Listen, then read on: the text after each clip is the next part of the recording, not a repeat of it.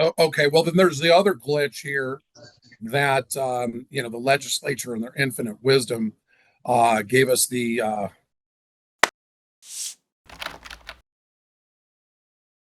Mr. Christian, good morning. Good morning, Your Honor. Thank you for allowing me to appear electronically.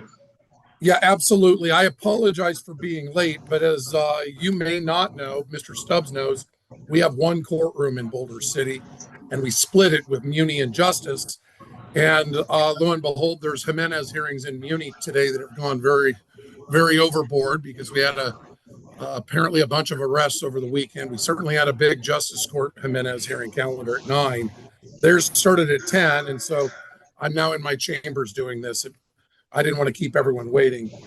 I try to be No problem. as prompt as I can. Okay, Madam Clerk, do you want to go on the record? We are on the record, Judge. Okay, thank you. So this is the time set for 25 CCV 648. That is the matter of William Silva, as well as 25 CCV 645, the matter of Louis Tanius Jr. I've read Mr. Stubbs's motions. They're identical in both cases virtually. And then I just got Mr. Christian's opposition as representing the Metropolitan Police Department. I was before we began, Mr. Christian, you mentioned that you kind of got this at the 11th hour. Do you need more time? Well, I can tell you that even this morning we were not able to find this. We can't find an event number. I have a feeling it was a handwritten ticket, and to my understanding, those are not in Brazos, so they go directly to the court. So I don't even have a copy of the ticket. So I don't really I don't know what the factual circumstances are. The only thing I know is that it's a speeding ticket, and based on that, it seems like this subpoena would be overkill. So unless there's something more to it that Mr. Stubbs can explain, then maybe I would need more time to look into it further. Oh, okay, well then there's the other glitch here that the legislature in their infinite wisdom gave us the 359 Senate Bill 359. It's not even in effect till Wednesday. But logic dictates that that's what we're going to probably follow here. I mean, you kind of alluded to that, Mr. Christian, and on page 3 of your opposition. And so I was elected to uphold the law, but the law isn't technically there yet unless we all agree to go forward today. Mr. Stubbs, what do you think? Your Honor, this is very straightforward. I think we should move forward today. And Mr. Christian asked the question, is this more than a speeding ticket? Well, it's absolutely more than a speeding ticket. And in fact, Mr. Christian was involved in a related case that we appeared just a week ago. And as a result of that hearing, LVMPD provided the body cams for this case. So he has the case numbers, and we've actually discussed it as well. So the idea that he has no idea what's going on, I don't understand that at all. Now, well let me interrupt you. He didn't say that, Mr. Stubbs. He did allude to that in his moving papers that, do you already have some of this stuff, right? I do. Okay. Well, okay. So let's just cut to the chase. If we're going to go forward, then we have to look at both JCRCP 45 as well as 26, right? Because this is a civil case, and you can get that, you can get this stuff, but there's definite parameters in which you can ask for it. I mean, you know, I, without saying it, Mr. Christian, you know, was alluding to maybe this is something greater than just a traffic citation that you're fighting. Is it's beginning? I mean, to the court, it looks like maybe there's a 1983 action or something in there, which there may be. I'm not going to prejudge that whatsoever. I mean, I'm a limited jurisdiction judge, but the point is that JCRCP 26 makes it crystal clear that you can't go on a major fishing exhibition beyond the crux of the issue, right? And so all of the things asked for, and I guess this is more for counsel for Metro, you know, there's a list of what, in both cases, there's a list of 7 items. And I do have to preface this, that, you know, I did a fair amount of civil law when I was practicing as an attorney. There's a big distinction between admissibility and discoverability. We know this, right? So I don't know if this is, you know, overbroad on some of this stuff, but I mean, are there CAD records? That seems like it's relevant, Mr. Christian, right? I would have no problem providing CAD records that have to do with the speeding ticket. Yeah, right. There's CAD the body cams. Yeah, the body cam number 2. We have the body cams, Your Honor. Okay, good. We got that in a different case. We just received them. Okay. ID, including names and badge numbers of all officers that are involved in the entitled case, including but not limited to the officer in the unmarked black SUV. Now, I look, I don't even know if there was an unmarked black SUV that was a part of this. I mean, Mr. Christian, I don't expect you to either. I don't. I haven't had time to look into it that far, but what I can tell you is that if this is related to the case that we were in court on in Las Vegas Justice Court last week, then you know, this is the exact same subpoena that Judge Bradford is dealing with in that. So in that case, we're providing all of the interviews of all of the various different defendants that are named in that action or that are related to that action. That was for reckless driving. I mean, I actually didn't know that these are the same. I'm having a hard time. They are directly related, Mr. Christian. It's not the same case. They are directly related because of the sergeants involved. So the defendants in the Las Vegas Justice Court matter were arrested in Moapa? No, they were not. They are not the same. This is a case. We'll just talk about the Moapa Valley case. This is a case to where a group of members of Mongols Motorcycle Club were invited by a resident of Moapa to come and spend 4 hours at his home having a barbecue. They rode their motorcycles in, they rode their motorcycles out, except that some of them tried to stop for gas. That is all that happened in Moapa. However, Las Vegas Metropolitan Police Department Criminal Intelligence decided to make a saturation event out of it. And so as they were leaving, there was so many, I don't even know how many police officers there. And there was an unmarked police car that I believe is Sergeant Waltz, because I've seen him. In fact, in the other case, he was in the exact same car, it looks like. And it's very clear from the radio, it's very clear from the body cams that we got last week, that this is way more than a speeding ticket, and there are First Amendment, Fourth Amendment, Fifth Amendment, and even Sixth Amendment implications here. Now, as we all know from law school, if something happens that's in contrary to the U.S. Constitution, it is void as applied. And so I am simply seeking information to see what exactly happened here, because they were taken off their motorcycles or out of the van in Mr. Tavius's case. Their pictures were taken, they were forced to show tattoos, they were interrogated, the traffic stops were extended well beyond what would be a normal traffic stop, which they actually have a court ruling from 2020 with Judge Boulware telling them they're not allowed to do these things. And there was mandatory training that they've had for the last 5 years, also telling them they're not allowed to do these things because it violates the Constitution. Okay, but they Stephen, may seem let me overbroad, interrupt you, but- Mr. Stubbs. But they're relevant. Let me interrupt you. Hold on. We're getting really far afield. Okay, and that was kind of the gist of Mr. Christian's opposition. I don't know anything about all that. I have in front of me your motion, his opposition, and a subpoena of items, and it sounds to me like we can make some progress here, but you're trying to litigate that case, that Las Vegas case, bringing in all these other I'm not, Your Honor. other cases. That case is that case. This is only about this case.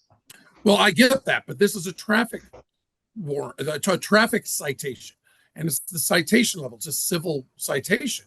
So if you want to, again, if this is a 1983 action in the making, that's great. You can cast a wide net, as you know, Mr. Stubbs, in a 1983 action in federal court. Here, we've got to limit the scope. Justice Court rule of civil procedure. Some authority, Your Honor, Nevada Supreme Court. Well, Burgess v. Story County. No, I know that case, but what I'm saying is Justice Court rule civil procedure 2 has limitations, and that is you can't ask for everything under the sun from Metro for a citation. You can do that in some sort of companion civil case where you're suing Metro or whatever. I don't have to tell you how to do your job, but here we're going to focus on the traffic citation. So what we've already got is CAD records, yes. Body cams, yes. 3, badge numbers of all officers involved. You know, I mean, Mr. Christian, I don't have a problem with that, frankly. It's not a request for a record, but the information should be in the CAD. Right. No, I get you. Identification, including names and badge numbers of officers who spoke to any radio communication for the above entitled case, regardless of whether those communications were recorded. I mean, I guess that's cursorily related to the guy speeding. I need to pull him over. So I mean, I frankly don't have a problem with 4. Number 5 is pretty clear. You know, it's related to the speeding or alleged speeding. I don't even know what 6 is. I'll be honest with you, Mr. Stubbs. Videos, recordings, or records of all defendants' interrogations. You already got that in body cam, right? I'm not sure we do, Your Honor. Well, I mean, Mr. Stubbs, let's look at this logic. You've gotten traffic tickets. I've gotten traffic tickets. Mr. Christian, of course, has not.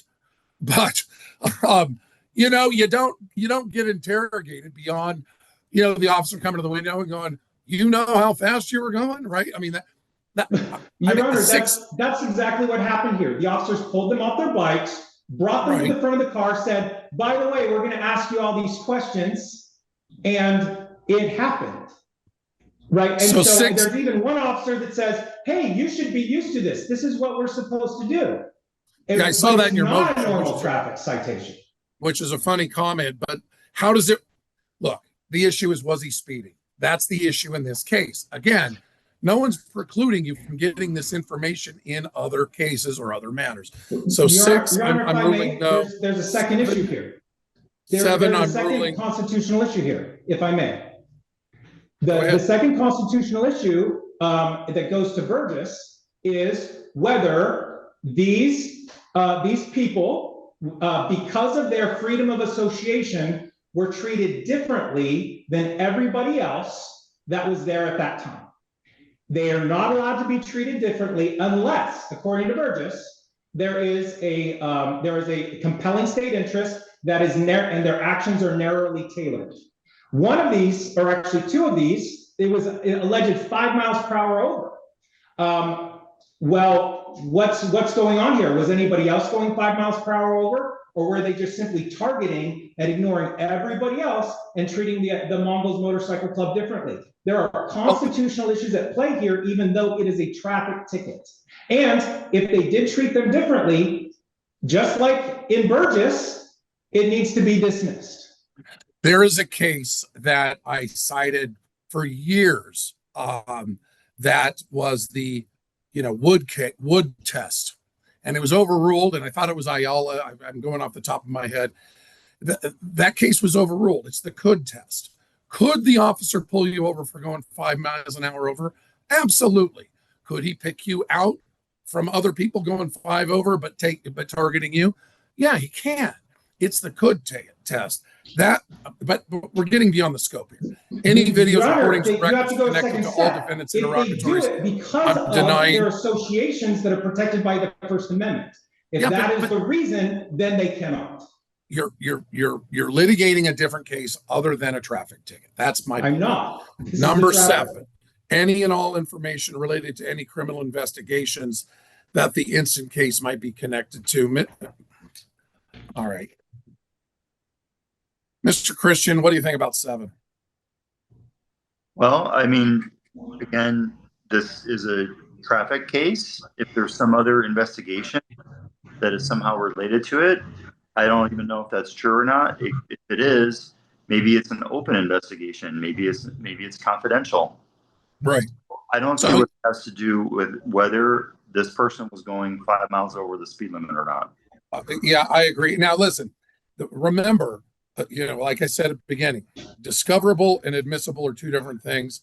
And just because I'm going to order that 1 through, I think mostly by stipulation, 1 through 5, or except for 2, not 2, because he already did 2. 1, 3, 4, and 5 need to be turned over. That doesn't mean they're coming into evidence. That doesn't mean they're relevant. That doesn't, you want to talk about overbroad, walk into family court any day of the week, and you're going to see overbroad requests for discovery that, the commissioner will rule, yes, this is discoverable, but it has no bearing on, Mr. Stubbs having an affair as to whether he's going to pay more alimony or whatever, right? That's an example. I'm not saying that that's the case. My point is that the Justice Court rules narrow this under 26.2, and we've got to follow the law. So my order is 1, 3, 4, and 5. Metro needs to turn over.